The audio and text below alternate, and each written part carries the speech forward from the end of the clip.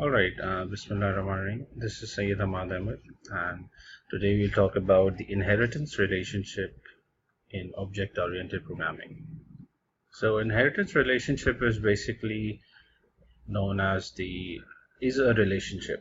We've seen various other relationships earlier, including association, aggregation, and composition. So, this is the fourth type of relationship between two classes in any system. So there are we can think of various examples in our daily lives. For example, considering a library management system, we can have a class named book, which is a class, and similarly we can have its uh, its subtype classes as magazine or reference books, articles, and so on. Similarly, this talking about this inheritance relationship, we can consider any other system in which we have vehicles. So vehicle would be uh, a superclass, and having its specialized classes can be cars. Car is a vehicle. Similarly, we can have a class called truck. So we can say a truck is truck is a vehicle. Similarly, we can say we can have a class called bike, in which we can say that bike is a vehicle, and so on. So similarly, talking about animals. So animal would be a class, and its specialized classes would be, uh, for example, birds. So bird is a animal. Similarly, reptile.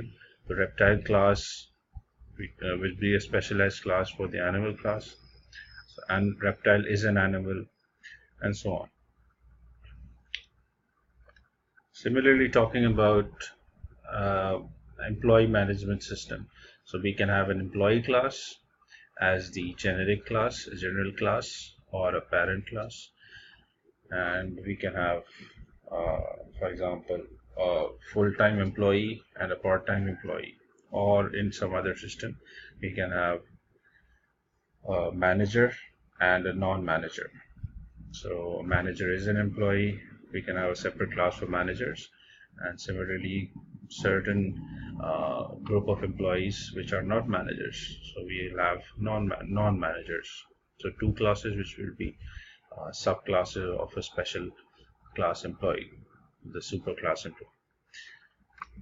Similarly, we might have a system, a university management system, in which we can have a student class and as a super class or a parent class, and undergrad student and graduate students will be two different classes, which will be the derived classes of this super class of student. So all these depends on the requirement of the system. So while designing our system in terms of classes, and while thinking in terms of classes, we should uh, identify such classes, and we should identify such relationships if they exist. And this relationship is basically defined because there might be some specific common attributes or common methods or responsibilities which can be separated out and into that particular parent class. Or so that's why if we have any common attributes or methods between different classes, so we can separate those common attributes or methods and make them as part of the parent class. And any specific attributes or specific methods which are not common to the different subclasses or child classes. So we'll have those specific attributes or methods in those classes respectively. So now let's look at the UML notation. UML is a standard notation to actually visualize the classes in the form of uh, a diagram. And so this is the relationship. The arrow um is the relation. This arrow basically denotes is a relationship. The class which is pointing towards towards which the arrow is pointing, that is basically the parent class or the superclass, and the which is in our case class A. So class A is the parent class or the superclass, or this is also known as the base class. So these are the three names generally that we use for the class, which might have some common attributes. Similarly, we have the base class. We have the derived from the base class. We have uh, the something called the derived classes or the child classes or the subclass. So these three are the names which are generally used to denote this class B, which is basically which inherits the common attributes and methods. All right, so now let's look at an example of faculty, which can be any faculty member for a university or a school management system. But we'll look at this class considering a payroll management system. So a faculty this can be categorized into two different types, which are the full-time faculty and the visiting faculty. So they consider this in the scenario of an employee management system. So we'll just name the classes as faculty, considering an employee management system of a university. Okay, so this is starting with um, consider starting with the faculty class, considering that we won't be designing using any inheritance of sorts initially. That if we don't apply and we don't think in terms of in the inheritance, and we don't categorize visiting and non visiting and permanent faculty as separate classes, so we'll have a single class, and then we might have this attribute, which would be a boolean attribute, whether the faculty is visiting or it's permanent. So considering the very first version of our example, that we'll have this boolean attribute, which will actually if it's true, it would mean that the faculty is visiting, and false would mean that it'd be talking about the full-time faculty. All right, so these are the some common attributes: name, designation, and salary, basic salary, and allowance, some bonus, and tax, which would be deducted. So, all right. Similarly, these are constructors. So this is the class definition, and this is the method calculate salary, which will actually calculate the salary. And salary calculation methods for both these two different types of faculty would be different. The salary calculation for visiting faculty would only include the basic salary minus the tax, and and for the full-time faculty, we'll have the salary calculation by um, they might be like allowances and bonuses as well for the full-time faculty. So tax would be deducted in both cases. So the calculation method for these two different uh, sets of objects would be different. So for visiting, the calculation should be different. So currently we might just have if statement, and we look at the definition of this function calculate salary in a while. And similarly, we have this public member print info, which simply prints out the name, designation, and the salary of a particular faculty member. Similarly, we have a helper function, which is calculate tax. We don't require this function to be called by the client, so that's why it's private.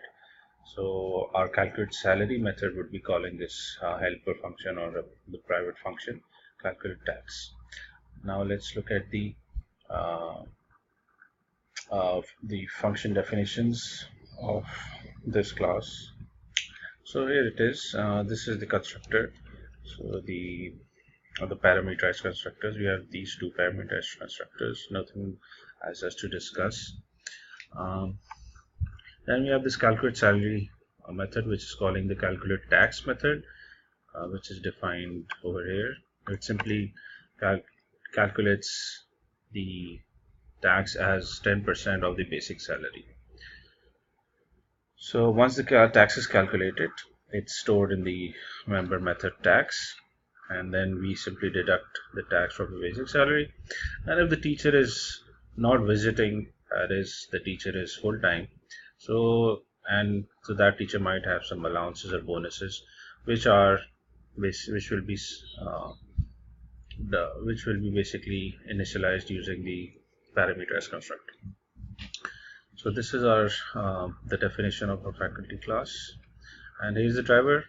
So this will basically set all the attributes. This will call the parameterized constructor that we just discussed, and calculate salary method is called, and print info is called, which are the two public methods.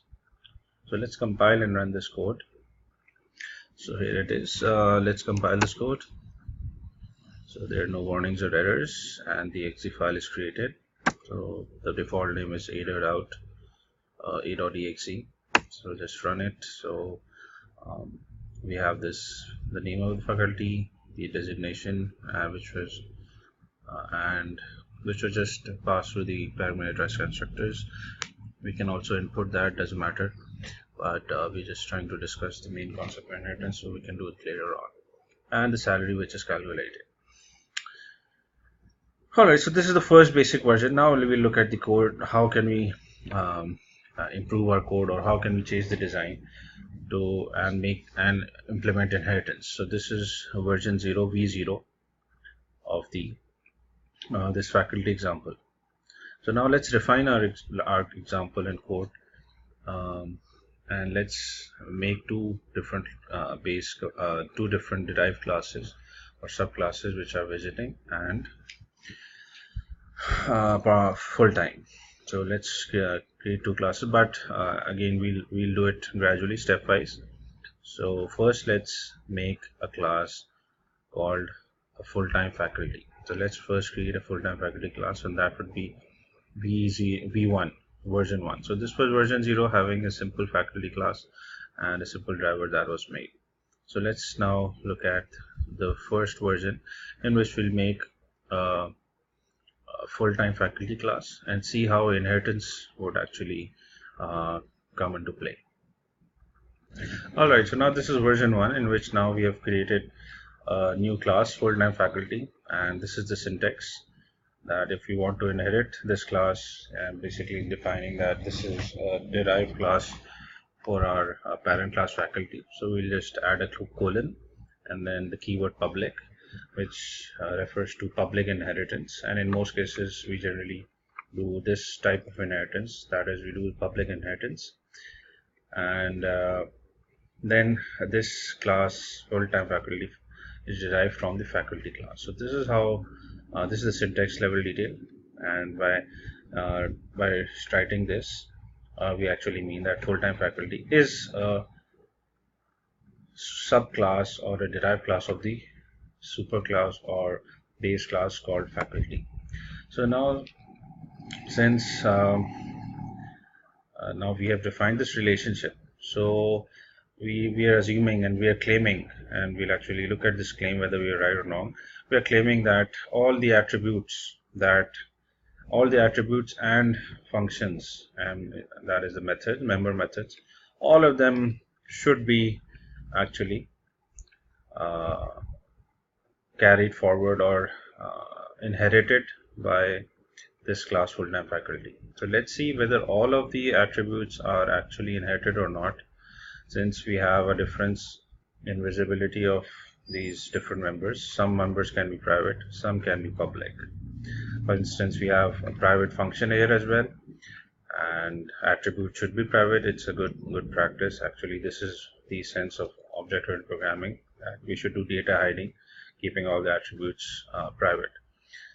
So now let's let's look at our class in more detail.